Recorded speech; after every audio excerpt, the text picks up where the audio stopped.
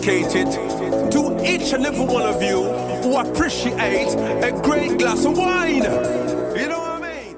It's Monday. Let's raise a glass to the beginning of another week.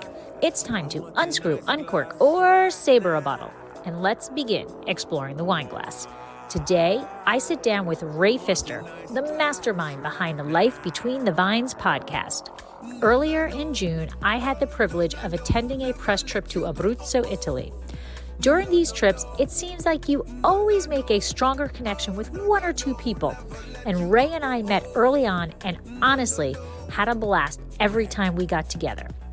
Then we were lucky enough to be on the same flight home, which helped make the 11-hour flight fly right by. If you enjoy exploring the wine glass, I'd appreciate you giving me some love by taking 2 minutes out of your day to write up a review on whatever app you listen on. It is truly the best way to support the show. Slancha. I want a nice glass. Hey everybody, I'm Lori Budd, a UC Davis winemaking program, someday service, champagne specialist, and WSET Level 2 graduate. You can find Exploring the Wine Glass on all the socials, as well as your favorite podcast catchers. If you haven't subscribed yet, now's the perfect time to swipe, subscribe, rate, and review. I promise I'll never tell you what to drink, but I'll always share what's in my glass. Give me the red wine. Hey everybody, welcome to another episode of Allure of the Poor, sponsored by Dracaena Wines.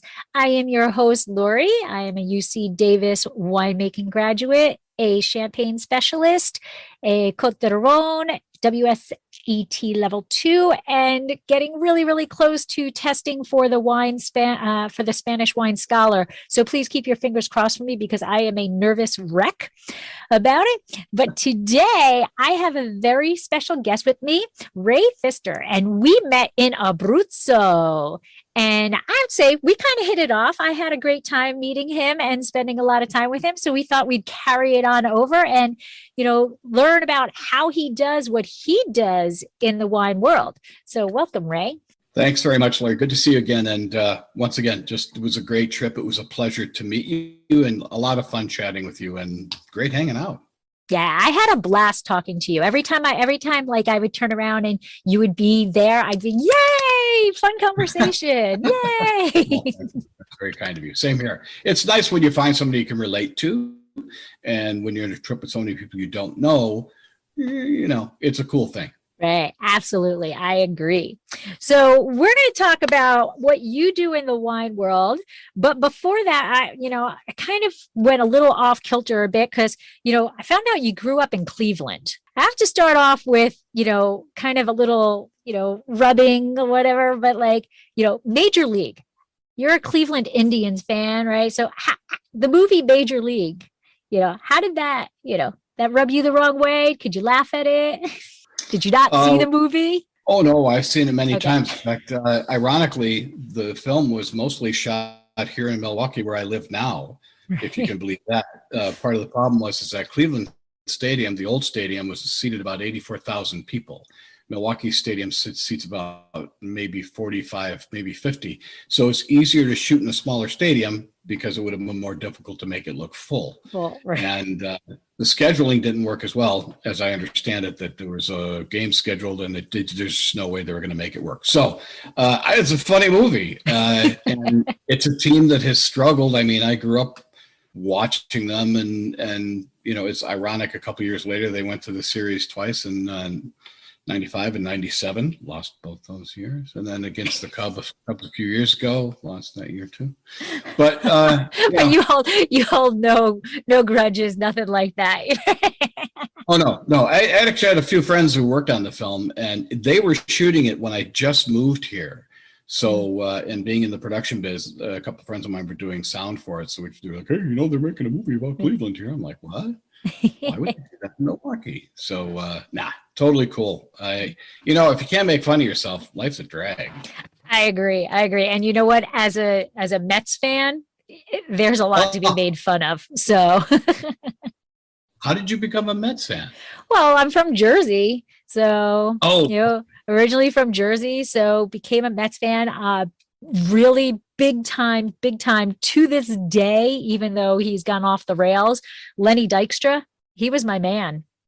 Oh, wow. I loved him. And in fact, when I followed him on Twitter and he followed me back, it was a very happy day. It was. Wow. And he actually still follows me and talks to me. So yeah, it's not just, Wow. yeah, I'm pretty, the nails. I absolutely love him. Love him because he you've played like a arrived. lunatic. Yeah, Yeah. that's how I felt. I felt, look at this. Letty Dykstra followed me and actually interacts with me. So, Well, when it comes to baseball, hero worship's pretty easy. I mean, again, I can think of the players I grew up with as a kid, and there was a time we followed around in the 90s when the Indians were doing really well. We'd followed around my family. We'd go to see them in Detroit. We'd see them in Cleveland. We'd see them here, and we'd see them in Toronto even, because it wasn't so hard to get around all these places. And now they're the Guardians. So I know. yeah, it's yeah. it is what it is. I'm not a Native American, so I can't be offended by it. But on the other hand, I totally understand how people would be. The name Guardians has a similarity to it. It does relate to the city of Cleveland. If you know the story, it's a very No, cool I was going to thing. ask you that. There's a bridge called the Hope Memorial Bridge that spans across the river, the Cuyahoga River in downtown Cleveland. And I don't know if you knew this, but Bob Hope is from Cleveland. And his dad worked on the Hope Memorial Bridge. And on the four corners of the bridge, there are these giant sandstone sculptures, towers, that have these incredible characters that are called guardians. Mm-hmm. Each one of them is in its hands is holding a manner of travel, what am I trying to see? What's the word? The vehicle of some sort. And anyway, so Bob Hope's dad worked on that bridge. And so somewhere along the line, somebody said, hey, Guardians kind of sounds like Indians. So that's basically how it happened. A lot of from to go back to the late 1800s to when they used to be called the Cleveland Spiders. But I think too many people saw that as being creepy. Well, I just can't get Guardians of the Galaxy out of my head. So when they went to Guardians, that's where I went. But I actually love Cleveland. My husband and I went to go visit, and, there was gambling, so it was good. B, Christmas Story, like that's just awesome. We walked to the Christmas Story house, did that thing, and C, a lot of breweries. Like, what's not to love about Cleveland, in my opinion? It's a fun town. I miss it terribly. I've lived here for about 34 years. I'll be going back to Cleveland, in fact, next week on Wednesday or Thursday to see family. I love my hometown, but, Milwaukee is my adopted town, and I'm cool with it, and I like it here. But I like getting back. To me, it is hand in glove. I go back there, and everything is so familiar. I've been gone so long, it doesn't matter. Instant home, instant memories. It really is. Yeah, it is a big deal to go back. And plus the Rock and Roll Hall of Fame, man. I mean, that's right. How can I forget that? Right. I'm a charter member, man. Ever since, what was it? What year did it open? 94? Can't even remember. It was 94 or 95. But yeah. We went in and they had a huge, I don't know if it's a permanent display or not, but the Pink Floyd display, it was like a whole room dedicated to the wall. It's oh my God, we had a blast there. It was a great, we recommend it to everybody. Like, you got to go. What amazes me about it, and I was very lucky, some years ago, I knew the original president. My niece was friends with him. His last name was Stewart, and I'm blanking on his first name. And he was just a super, super nice guy. Got to see some of his personal collection. But what they do, what blows me away is, again, I've been a member for so long. I get back to Cleveland a couple times a year. I go every time I'm back, and they change things with such regularity. And it just like, how do you do that? There's one thing they had a while ago. It was really cool. It was rock and roll pinball machines. They had a whole separate room set up with all these different, they had the Rolling Stones pinball machine. There was a kind of a fake-ish Beatles pinball. These were all genuine old machines. They had a Kiss pinball machine. It was really neat. And they had little Hall of Fame tokens you could use to play. But they always do neat things. So right now they have the Beatles Get Back exposition. And, you can't see it behind me, but I have a lot of Beatles Oh, stuff. Beatles fan. All right. I'm kind of, I'm more of a diseased collector than just a fan. All right. Well, I think the Hall of Fame is a definite must in my opinion, but it makes sense that you love it because you're also a musician, right? So what instruments do you play? Well, by trade, I'm a drummer, which still qualifies me to be a musician. I play some guitar. You can see in the back, right? Yes. Yep. But I use that mostly for writing and I don't play it on stage in front of people. I played in bands all my life. I'm in a band again now, and play a little bass and I play a little keyboard. But those are more for writing and recording, that kind of stuff. Drums I play in front of people and embarrass myself at every opportunity. I learned to play the drums when I was in 8th grade. Really? Never did band or anything like that. Just I thought it was cool to learn how to play the drums. So, well, I think there's a primal thing that comes with it, and what's the old, saying, you kind of walk along, the ground drummers walk along and you could see their knuckle scrape marks on their knuckles, and bad. It's fun to be a drummer. All right. And so, all right. So let's get into the heart and soul of Explore the Wine Glass, and let's talk some wine. So absolutely. How did you fall in love with wine? So what's your origin story? It's a funny story. A long time ago, when I was married to my first wife, her and her brother, who was a very good friend of mine at the time, the family all drank this stuff called Canai. Do you remember that at all? No, you might be too young for that. Canai. Yeah, it was a red and a white. It's some kind of an Italian-ish cheap wine. And they used to have these commercials, they're all based on sex, where you'd hear a voiceover going, Canai, Canai. Real sleazy. Well, we drank this stuff and it wasn't bad. And then, like many people, I evolved, if you will, or devolved into White Zinfandel and good old Behringer and all that stuff. And then eventually I started trying reds, specifically Cabernet, and I became a waiter and I got to try a lot more in terms of variety and fell in love with just about everything I tried, got into whites, which was nice.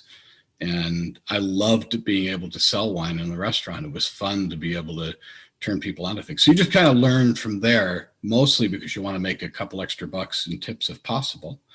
And we also had a great manager on Saturday nights. He'd have a contest. Whoever had the highest tab for the night would get a free bottle. So I had to make money. So that's what I did. So I got a lot of free wine back then. Yeah, well, there's a lot of people I've interviewed that've gotten into the wine industry through working at a restaurant, being a waiter or something like that. And it's just the exposure to the juice, basically, right? Because if you don't have that outlet somewhere for somebody to teach you something, you're pretty much just going to a grocery store and grabbing whatever there is. Right? So you need somebody to kind of nurture you into the right direction. Yeah, well, and funny you should mention that, because sometime after that, I ended up working at a grocery store and I ran the beverage aisle, which meant I ran the wine too. And man, that was a great way to learn about it because we carried everything. There was no specialty. We a lot of Italian wines. We had the typical jug wines, but we'd have the Fumé Blanc and all that kind of stuff. So you learn about it just from that. You don't necessarily get to try it maybe once in a great while, unless you buy it. But it's a fun road. That's, for me, just being able to try something new, something you haven't tried. Just again, like our trip to Abruzzo. I've had those wines for years. I've loved Montepulciano di Abruzzo. And to be there and try that wine was just fantastic. The worst thing, I think, for anybody is to not want to try a wine. I think it's sad when somebody says, no, I don't drink that. And right. It's a shame because you really want to, here, take this wine. Yeah, right. I mean, what's the worst case scenario? You don't like it and you dump it. But it's something that you can experience and say, oh, you know what? Wow, I do like this. And I didn't know that I did. So, Yeah, I mean, for me, years ago, I never drank sparklers to any great degree other than the usual celebratory type thing. And now I love them, and pet nats. I'm crazy about pet nats. So, and I found some people making some really good stuff. Little plug for Elkhorn Peak. Thank you very much. And also for so 3,100 sellers in Idaho. Sorry. Didn't mean to note there. But, you try these because you get curious. But it's an interesting thing in my travels, and I don't know if you're the same way. I'm personally, myself, a very picky eater. Very picky eater. But when I travel, you've been with me. Yeah, well, there you go. Yeah. And that's right. I forgot about that. Yeah.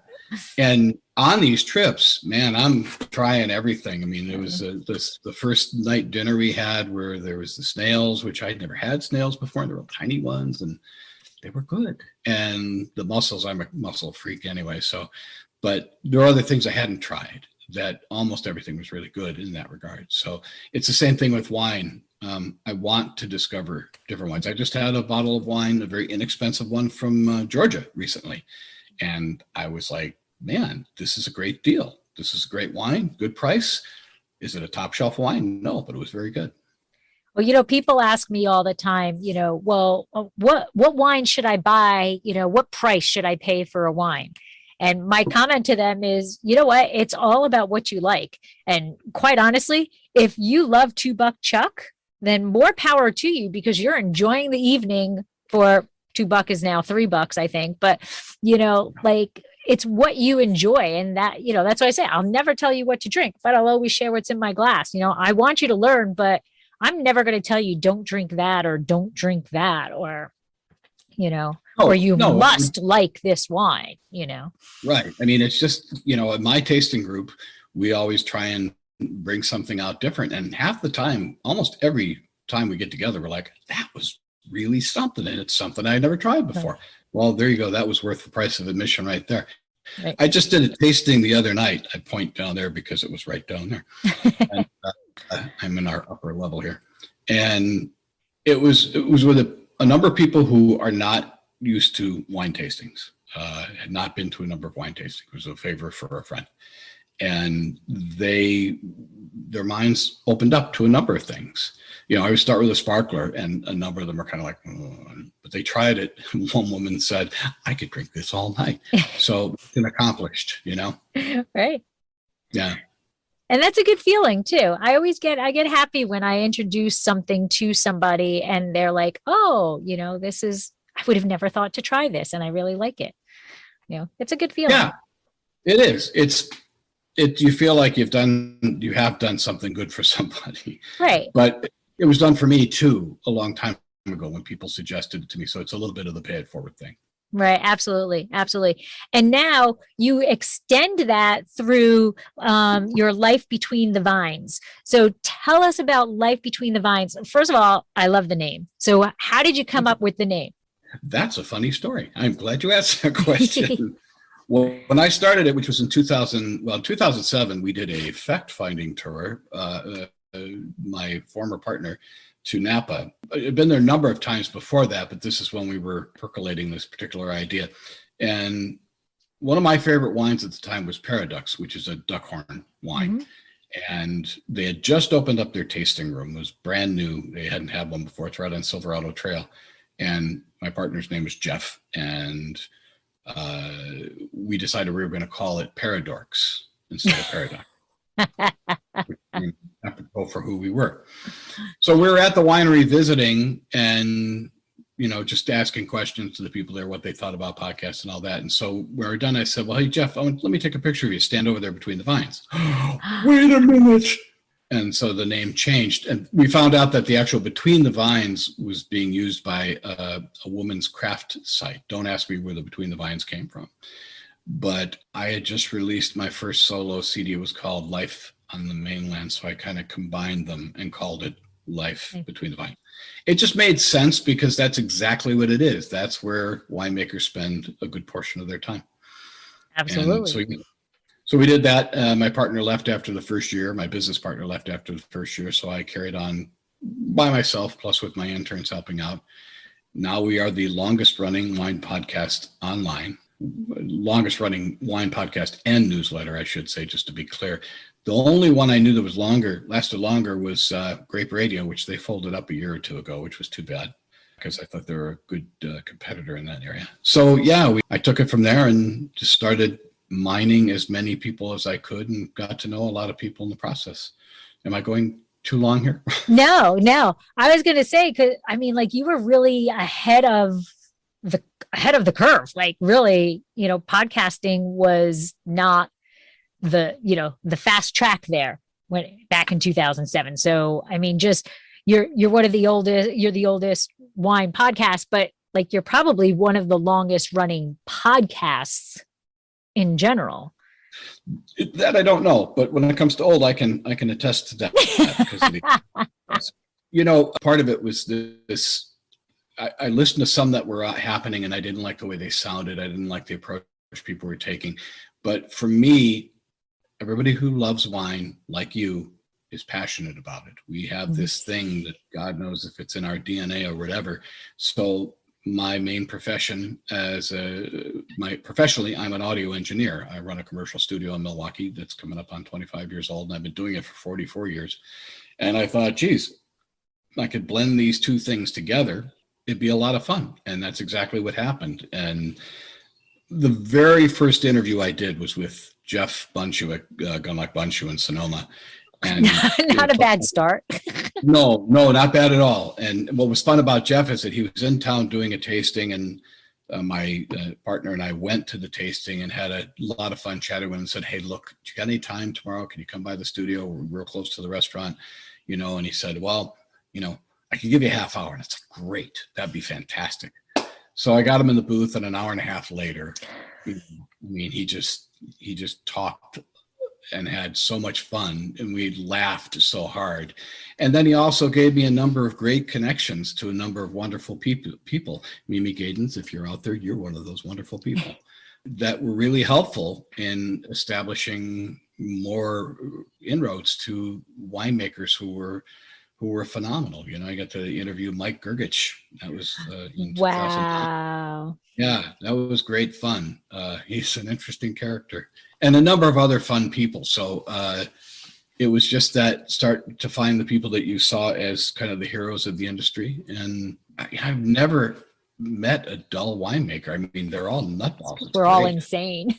That's it. Exactly. You are insane.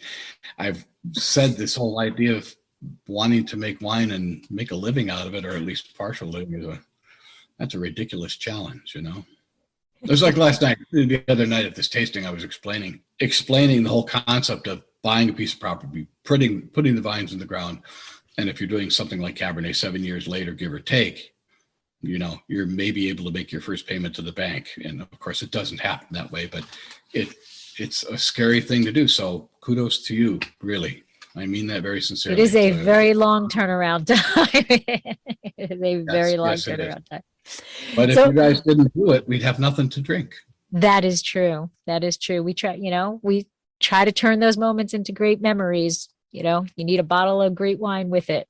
But... Well, and just a quick aside, there was a recent article where one of my heroes, David Remy, who I also regard as a friend, made that very statement about being with people being one of the most important elements to wine and we've all talked about this. You sit there and whether it be a Pinot, whether it be a Chard, and after an hour or two, all of a sudden, man, this is different. This is changing.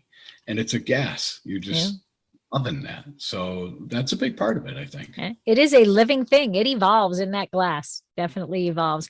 And it's tied to so many, other stipulations, you think good and bad, but like you think, we went to a wine trip, and I will not say the region, but we went to a wine trip, and everybody was super nice, and it was very kind of early on for us, and we just had a good time on the trip. Like it was just a fun trip, and we brought back quite a bit of wine. And then when we got home, we tasted the wine, and we were like, why did we buy this? Why did we, and those bottles kind of got given away to other people or whatever. So like the atmosphere in which you're tasting the wine, the people that you're with, all of this adds to the dynamics of what that wine is. And, it's kind of like a sponge somewhat, in that, a bottle of wine can just absorb everything that's outside of it, as you're consuming it. And as it's in your glass, it's absorbing the conversation, it's absorbing the food, it's absorbing the laughter, everything that's going on. And all of those trigger memories when for a later time. And, it all ties back to that bottle. I completely agree. It is that connection that people love and remember. I mean, many people remember their first time. I can remember actually one of my very first wine tastings. I did a road rally, and this was, it was back in the 70s, where it ended at a winery. And it was just all this group of people. It was a crazy rally, and it was just fun. So there you go. And it's a memory that brings back happiness, and leads to further exploration of wine in different avenues. So it's always evolving in the bottle, in the glass, and in your mind to get you to learn more. Right. And in the beginning, when I first started going out west to Napa, other than wineries in my home state of Ohio, there's some great Pinot being made in Northeast Ohio. Going to different wineries and then visiting Napa and Sonoma. And then, of course, you become a maniac and start joining every wine club you can think of joining. What's that all about? I belong to what is now Inglenook, which used to be Niebaum Coppola, then became Rubicon. And I actually stayed with them for 10 years and earned myself a 12-bottle chiller, which was really like, wow, they sent that to me. Wow. Yeah, that's still down in the cellar with my other chillers. So did I say chillers? Wow. Yeah, that was really a very cool thing to do, because it did make you want to hang in there. And unfortunately, I think I left after finally 12 years, but you got your chiller and ran. Yeah, that's exactly what happened. Yeah, it was, a nice perk. So yeah. Absolutely. Yeah. So of all of these winemakers that you've done, because I think you're 400 and some odd episodes coming up on 500, but I've interviewed 500. But I've interviewed over 1,200 winemakers. So 1,200 winemakers, right? Because some of your episodes have multiple winemakers, like in Abruzzo, you spoke to several people. Who is, if you're comfortable saying, like, who stands out the most in your brain for just a fun person, just a laugh a minute type person that stands out in your brain as, yeah, that was a good, funny interview. That was a lot of fun. There's not enough time. In the beginning, and still to this day, because I'm traveling to do these interviews, obviously during COVID, I had to put that off for a while. I would do an interview, I'd pack my gear up, and then I'd sit there in the car and I'd go, I'm not going to do another one like that again. That was just phenomenal. Then I would go on to another interview, and it was even better. And it continued that way. Not to get into a side story, but there was a time I was in Sonoma years ago. I had 3 interviews or 4 scheduled for the day. It was 4. And the last was at a restaurant. 2 wonderful people. For those who might remember, it was Zazu Restaurant and Farm, which unfortunately does not exist anymore. John Stewart and Dusky Estes. And they were my final interview that day, and I was bushed. It was a reasonable drive to get to there from where I was at. And I was just tired. And I'm thinking, geez, and I get there, and they had a rough night because the night before their phone service went out. So they couldn't process credit cards, which really hurt bad.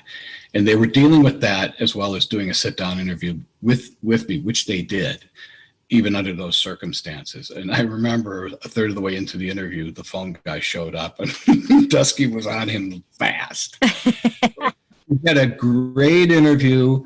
I sat at the bar at the end of the night. I had a fabulous meal, talked to some fabulous people, and I left there on a high. It was just like, man, I get to do this. This is crazy. So, there's a lot of people. One of my closest friends in Napa is a guy named Henrik Poulsen. He makes a wine called Release, and he's worked for a number of different wineries. One of my favorite people to talk to, a winemaker he worked with, Jean Hufflicker. I know, John, I probably got it wrong again. Great guy. Jean-Charles Bousset, one of my favorite, just a maniac, wonderful guy to hang out with, and a huge supporter of the podcast, just in terms of spreading the word. I mean, there's just so many people I could go on. David Remy, one of the nicest and funniest guy. He just cracks me up. Pam Starr, Crocker and Starr. I think you and I talked about her. Yeah. Pam is she's just rock solid. She's hilarious, and she'll tell you the truth, which is something I really admire. So, and that's almost unfair to name these people because there's so many fun people. Right. This is what keeps me doing it. Is I enjoy every interview, and I've gone back, and many of them I've interviewed a second or third time. And I wasn't much. The only regret I have is not getting Robert Mondavi. I started the year he died, and I know I would have gotten an interview with him without any question because he was so geared towards the press and publicity. But I have got to interview his granddaughter Carissa Mondavi several times, and Carissa's she's just one of the nicest people I've ever met. She's got his eyes, which is amazing. And she's just a very sweet person to talk to. And that's Continuum Winery. Wonderful stuff. So I hope that answered your question. Yeah, absolutely. And now a word from our sponsor. Did you know that Dracaena Wines has a wine club? We named it the Chalk Club. Draco is on our label, but Vegas was getting a bit jealous. So we decided he deserved to be our wine club spokesdog. In Las Vegas, betting chalk means that you are betting on all of the favorites, and we're gambling that once you taste our wines, we will become one of your favorite wineries. The club is simple, yet a bit different than most. We don't ask for a lot of commitment like others do. Choose between 3 tiers. The Sweet 16, where you'll receive 3 bottles twice a year and get 25% off all orders. Sign up for the Elite 8 and get 30% off all orders and receive 4 bottles twice a year. Or make it to the Final 4 and receive 6 bottles twice a year, as well as receiving 35% off all purchases. All tiers receive discounted shipping, are customizable, and are eligible for unlimited referral bonuses. Add $15 to your bank for each person you refer. Head to www.dracenawines.com or the link in the show notes to find out all the Chalk Club has to offer and to sign up. We've stocked the odds so that you can get our award-winning wines without breaking the bank. It's interesting. So when you decide you want to interview somebody. So this is what I've learned. When I first started the podcast, I would be like, oh, I can't ask that person. Like, this is a rock star to me. I can't ask this person. And then, like, I don't know, you get the balls to ask or whatever. And then they're like the nicest people. And they're like, sure. Yeah, absolutely. And then all I want to do is make it worthy of their time or whatever. So, like, when you first started almost 500 episodes again, were you nervous about asking people to interview them? Like, did you think, like, not so much, but like, I'm not worthy of their time. They're not going to want to waste their time with me. And then how do you feel now? Like, are you like, yeah, come bring it on? I don't ever want to be jaded. That would be a curse. I'll say this much, this is kind of an irony for me, is that when I was in college, which I did not finish, I was a journalism major, which is ironic because one of the things I had to do was, go to places in the school like the cafeteria or whatever and do cold interviews with people. And when I was in college, I'm very proud to say I got to interview Alan Arkin, which was wonderful and great because it was very hard to get a question in because there were other major reporters in the room and I was not a major reporter. So you just develop kind of a thing about asking questions. I'm sure you're the same way. And maybe it's a little bit of a wall at first.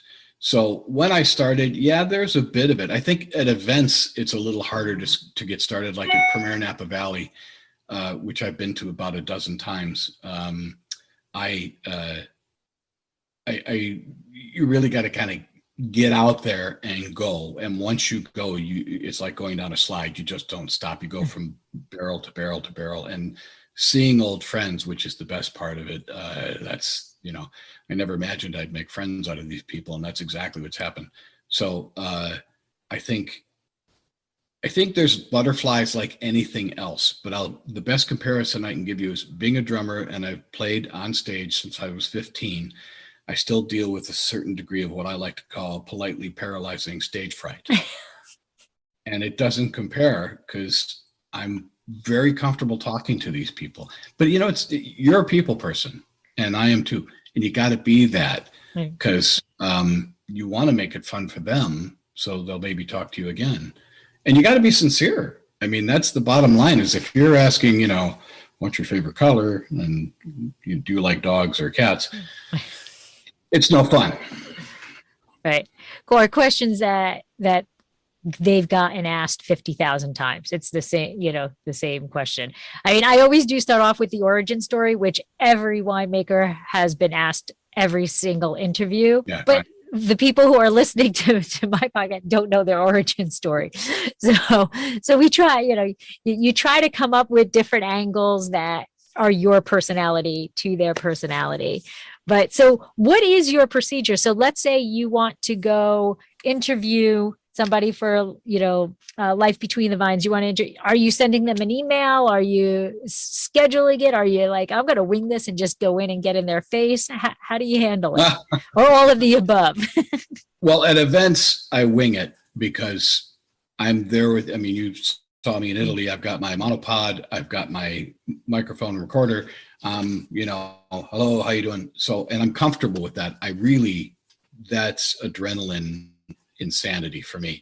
But generally, most of my interviews are set up by email, and occasionally through PR people. I've dealt with some fantastic PR firms, Jarvis Communications, Jam PR, a number of different people. Sorry, folks, I'm sure I left a few hundred off there, that are real helpful. But I also know other people, and winemakers who become friends will say, hey, have you talked to so-and-so? Hey, have you talked to so-and-so? Well, hey, you can contact them here, or I'll give you an intro, which is a huge it's a compliment that they'd be willing to put themselves out there for me going out there, because God knows what I could say.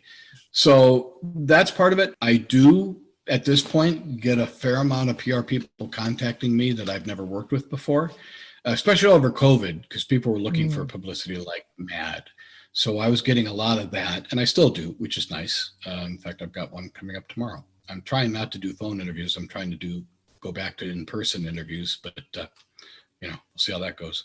So yeah, that's most of it. Yeah, it's more word of mouth. Or when I do these events like Premiere or Auction Napa Valley or the Sonoma auction or the Pinot auction up in Willamette Valley, I just say, hey, I would love to come back and meet with you another time and do an interview. And, of course, they're always going to say, yeah, because they like to chat. And it works out good. It's a fairly simple process. It's not too complicated.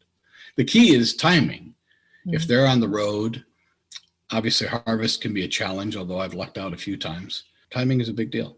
And is it difficult for you being in Milwaukee? Like, being from Jersey and literally right over the river from New York, when I was there, it was a lot easier for me to get to wine events and to do interviews of, the great match, the Spain wines, or, the Abruzzo who was they were in New York right after we came back home. Right. Like it was a lot easier for me to get these interviews, winging those interview type things by going to these events in New York. But here it's a lot more difficult for me because, I'm traveling 3 hours one way or 4 hours another way to get to where the events are. I mean, is Milwaukee, do you get events there that you can go to and meet lots of winemakers at a single time? I'm going to make the joke that I make all the time. Not only do we get events, but we also have indoor plumbing. No, we do a fair amount. In fact, I've lucked out with a number of really great winemakers. We had a winemaker from one of the family members from Pimray a while ago come through. I mean, Summerston, Jeff Bunchu. So yeah, I'll just keep an eye on restaurants, high-end restaurants that do wine meals, that kind of thing. And then I'll just jump in and send the winery an email saying, hey, I understand, as an example, Jeff is coming into town. Can we set up an interview? And it's just a matter of getting them to answer those, because you don't always, some people will disregard things like that. Right. The Chicago is 92 miles from downtown Milwaukee. I live now a little south of Milwaukee. I'm literally 2 miles from the train station, 2 stops to the Loop. So there's a lot of events down there on a regular basis. In fact, IEM just had 2 of them. One was for Piedmont, Asti, and the other was something else before that. And I unfortunately couldn't get to either one of them because I was already scheduled for something else. But I get down there pretty regular, and man, it's just so nice to hop on the train, especially with it being so close by, and just hump the gear down there, get the interviews in, and come on back home. And now, a word from our sponsor.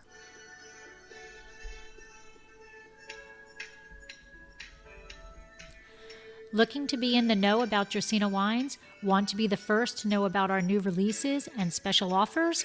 All you need to do is sign up for our newsletter. There is no commitment necessary, and I promise you we won't spam your mailbox with loads of messages. Need another reason to sign up? Quite possibly the best reason? You'll immediately get a discount code for 10% off your first purchase and be privy to newsletter-only discounts. Let Dracaena Wines turn your moments into great memories. Visit our website, www.dracaenawines.com, or use the link in show notes to sign up. It will take you less than a minute, but the rewards will last a lifetime. It's not too bad. I prefer, one time before COVID, I was in Napa about 4 to 5 times a year. Wow. But that's like anything else, is you develop the relationships that way. And Sonoma as well. I mean, I get there as much as I can too, drifted into Willamette Valley, trying to get up to Finger Lakes. I have some people in Idaho I want to see, because I think I told you about them, making some really amazing wine in Idaho. Holy cow. Yeah. They're doing a great job up there. It's really not hard. And I've interviewed plenty of Wisconsin winemakers as well. There's probably about 6 or 7 that I've talked to on a regular basis.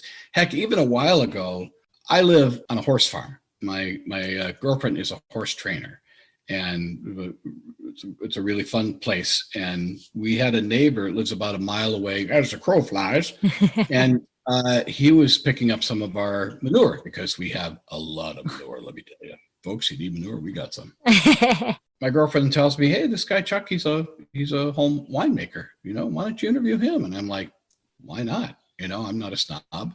So I went over his place, and the guy, he and his wife are like both green thumb people. They grow everything you can imagine. Most incredible amount of cherry tomatoes I've ever seen. And he's got 2 rows of whites and 2 rows of reds. And we did a great interview, and he doesn't sell it. He makes it for himself. He gave me a bottle of his white, and I was like, wow, this is a darn fine white. I was very impressed by it. So, kind of falls into that don't ever be a snob category when we're talking about tasting different things. So overall, no, it's not that hard. And whenever I go back to Ohio, I'm hoping to grab 1 or 2 interviews if I have the time when I go back, but it just depends. I think once you get established, to me, the biggest ego trip is when you say, hi, I'm Ray from Life Between the Vines. Oh, I've heard of Life Between the Vines. I'm like, oh, thank you. I know. In Abruzzo, we went to a winery, and the winemakers there were walking under the Perals, and which is the wrong name because they don't call it Perals in Italy. But he was like, oh, Lori. And I'm like, yeah. He's like, I know you. I've Googled you, and I listen to you, and I read what you do. I was like, oh my God, like in Italy, there's all of these people here that I'm with that write and do all that, but he singled me out, and I was like, wow. And that was a moment. That was a moment. And that was like on my personal Facebook page. I was like, the moment you're in Italy and a winemaker recognizes you, and I didn't even have my name tag on. So he really did. Oh, that's even better. Yeah. Well, it must have been the red hair. That's I might stand out a little. It's funny though, because again, when I was young in college, when you wrote for the newspaper, you never paid any attention to if anybody read your stuff. You just never thought about it. You didn't write for Eagle, you wrote because you wanted to write. And when anybody ever said, hey, I read your article, you'd look at them going like, are you kidding me? You really read that? So not to take away from what I do or from what you do, but you see numbers about how many people follow you or how many people liked your videos, and they're numbers, they're not people. So when somebody says something to you like that, it is a great compliment, because it's nice to know people are following, people are seeing it, and it makes everything you do worthwhile, just like it is when you finish a great interview. Right. And now, when you started Life Between the Vines, did you envision it going as well as it did? Like, did you go, yeah, I'm going to start this, and 15 years later ish, 14 years, 14 years later, did you think it would still be going at that point? Boy, that's a really good question. I'm kind of strong-minded, so I think in my head I was going to go till I drop. I never thought it would be as successful as it's become, because, like you said, the podcasts were the wild, wild west back then. So, I just wanted to keep doing it. That's all I knew, and still feel, because it's fun. It is fun. It is fun. And then, when, like you said, when somebody says something to you like, oh, I listened to Life Between the Vines, or how about when somebody calls out a very specific episode? Yeah, that's the best. I've had people quote lines from winemakers back to me. I'm like, wow, you really did listen. That's, I guess, you hope to think, like anybody who does anything that goes out in the public, you hope you make a difference. I taught audio production for about four and a half years, and you hope that one student stays and makes a living. Or I've had tons of interviews interns at my studio over the years. You always hope that one of them will go through. Well, actually, a number of them are still in the business, which makes me very happy. So it's the same kind of thing. People are listening. I got to keep doing this. I got to keep informing people. I think the key though goes back to your comment before about questions. To come up with interesting, unusual questions without stealing from other people, other interviewers. You really want to be as original as you can. For me, it's a conversation just like you and I are having, less of a severe Q&A, more of a chatting back and forth. But I will freely admit that I take a great deal of my voice out of the podcasts, because people really aren't interested in hearing what I have to say. They want to hear what the winemaker has to say, and I'm totally down with that. Yeah, I noticed that in the YouTube videos that it's a lot of words like, we asked the winemakers, blah, blah, blah. And then it was just clips of, I was watching earlier today, the one from, I think, 2020 Napa. That was how you did it. It's like, I didn't hear your voice at all. It was, we asked this, and then it was all of the interviews. Yeah, funny enough, the only one that I've put my voice in recently was Abruzzo, because, Abruzzo is a bit more of a challenge, because you don't know who spoke good English, and you don't want to embarrass anybody. Right. And I am like so many Americans, I will speak in my ignorant slang and not realize maybe they don't understand me. And I want to be respectful. And I find Italian people some of the most humble and sweet people. I grew up in an Italian neighborhood, so I have a great appreciation for Italians. And so I had to include it on this Abruzzo video because it made sense. And believe me, I fight myself on that. But no, for other videos, it's all, a graphic. I talk. You hear me. You listen to my podcast, you hear me. Yeah. As I told you, I'm a Sagittarius. I like the spotlight. Yeah. There you go. Cheers. Yeah, everybody has to do their own thing. I think at the beginning, when I heard a number of them where podcasts where people were just chatting about things other than wine, that's the kind of stuff that didn't do anything for me. Years ago, a Sonoma winemaker whose name is escaping me right now invited me to do an interview with him, turn the tables. And he dove right into wine right away. And it was a really fun interview to talk about it. Everyone's different. I'm certainly not trying to bring down what other people do, but this is just how I go about it, I guess. Well, that's why I'm asking you, because you're my guest. And that's what I want to know is how you do things, how you see them. That's what we care about is how you do them.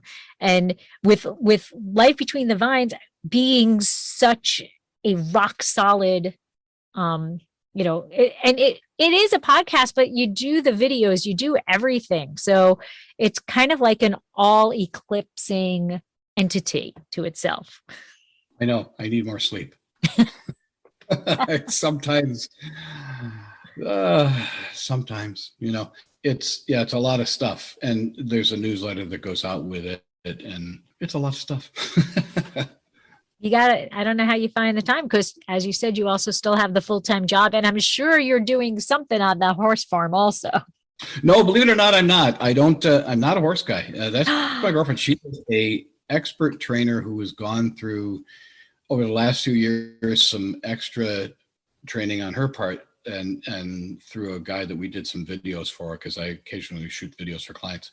And she's amazing working with horses. Her whole thing is what's called natural horsemanship, where you're not being cruel to the horse. It's thinking how the horse thinks. It's all about the horse and almost psychological. It's fascinating to watch her work with these horses and get them to calm down without being cruel to them. A form of cruelty to a horse would be me riding one. We've had many friends since I lived in downtown Milwaukee for 22 years. And then I moved in with her, and friends have said, "Hey, Catherine, when are you going to teach Ray how to ride a horse?" And she says, "Never." And they go, "Why?" "Because he'll kill himself." I love horses. I have adored horses, and I would be riding all day long if I was there. I think horses are fascinating because I love looking at their eyes. They're so attentive. They're very sweet creatures, and they would kill you without thinking twice about it because they're very big. So I have a great respect. Yeah. So no, how would I have time for horses? I'm spending my life editing, for God's sake.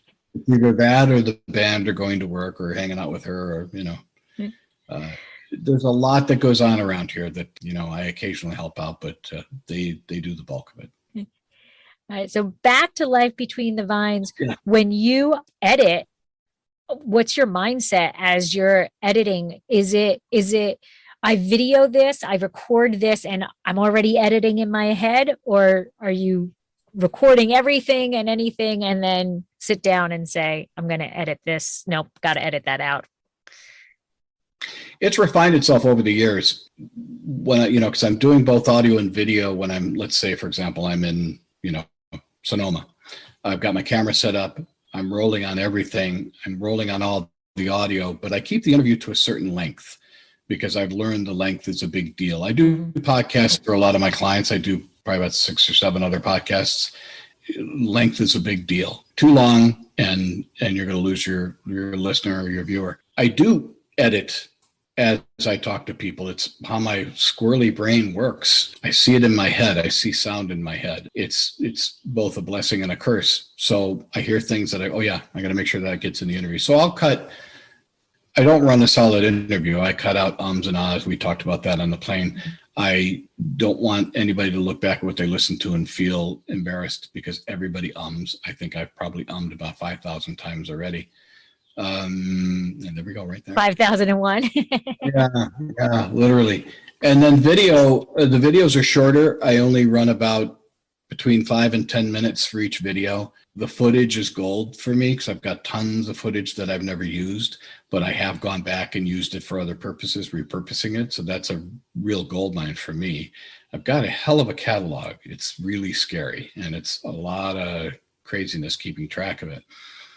On Monday, we run the full audio podcast and the video, and bear in mind, 2 years with no videos because of COVID. And I don't do the FaceTime thing for video, all due respect. And then on Thursday, we run what's called Vino Lingo Video, which is wine words defined by the winemakers, and that's exclusively video.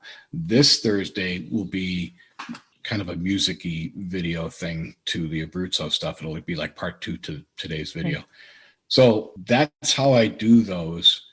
So I keep it more concise than I did in the beginning. In the beginning, if I could keep somebody in the room for 2 hours, and then after a while, I realized that they're getting bored, and Mm. and you want to leave anybody with that. So I got to the point where the interviews were usually half hour to 45 minutes tops, and then the video gets cut separately. So there's each in-person interview is the full audio podcast, a short video, and then a shorter video. So that's a regular routine I go through, and I try to keep ahead of it as much as I can, which That's the trick. That's the It really trick. Yeah. So how can people find Life Between the Vines? How do they find you? Social media, website, best place to listen? Sure. What do they do? Well, we have a website, which is lifebetweenthevines.com. That is lifebetweenthevines.com.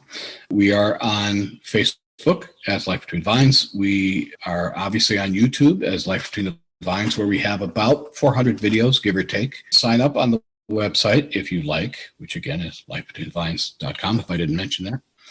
And we're on, Spotify, iTunes, FeedSpot, almost anything out there you can find it. It's really not that hard to find. Usually Googling it is fairly simple, but occasionally you might get the Between the Vines craft site. It's pretty easy to find though. Yeah. Or you can just type my name up and it may come up, or something like that. I don't know. Yeah. Like that. Yeah. So, and then when you listen to it, best thing to do to help any podcast is to subscribe, rate, and review, because those stupid algorithms, man, they like the rating and reviewing. So give a listen and subscribe, rate, and review to Life Between the Vines. Yeah. The likes are a big deal. And back to what we said before, when you look at, in my case, my YouTube videos, the most I see the likes on them, I just love it. It's great. I mean, when I get into the thousands, I freak out over something like that, because we're not doing cute kitty cat videos, kitten videos, where they get 1 million hits. So this is a little more specific. So yeah, it's a big deal. It really helps all of us podcasters out to like and spread the word, please. Yes. Well, Ray, thank you so much for joining me. And it was so great to see you again. And I hope we get to see each other in real life again soon, maybe on another airplane somewhere. That would be nice. But it was great to see you again. And thank you for coming and sharing everything about Life Between the Vines. Thank you very much. I totally enjoyed chatting with you, and I've enjoyed chatting with you every time we do. I love your passion, and I look forward to doing an interview with you for our podcast. So thank you, Lori. A real pleasure. Thank you. And I only have water, but it is, I cannot end an episode without saying slancha. So this has been another episode of Exploring the Wine Glass. Thanks for listening. If you have suggestions on what topics you would like me to discuss, please reach out on social media. You can find me on Twitter, Instagram, and Facebook as Exploring the Wine Glass. I am also on LinkedIn as Lori Hoytbud. Of course, you can always email me at exploringthewineglass@gmail.com. If you enjoyed what you heard, please rate, review, and subscribe to help others find me more easily. And most importantly, tell your wine-loving friends, because if you like the podcast, they will too. Music is Wine by Kevens. Until next week, slancha. Banana, daiquiri, sweet Merlot, give me the Nebbiolo, Tempranillo, all the lovely Barolo. You are special, so very, very special. You are so special, you even in the Bible. Give me the red wine, give me the white wine, give me the sweet red wine.